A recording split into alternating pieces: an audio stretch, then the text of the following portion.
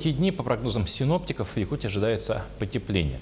Сегодня и завтра в центральных районах столбик термометра будет колебаться от 33 до 38 градусов со знаком минус. Начиная с воскресенья ожидается усиление холодов. Туман, температура опустится до минус 40 и ниже. В Вилюйске и южных районах Якутии на следующей неделе ожидается примерно такая же погода. Местами там ударит 50-градусный мороз. Впрочем, такая погода долго не продержится. Аномального похолодания не будет.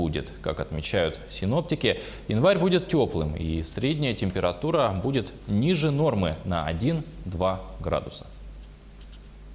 Начиная с понедельника начнет понижение температуры быть. Но по центральным районам не экстремально холодно, а будет очень холодно Оленёкский, Вилюйские районы, Алекминский и южные.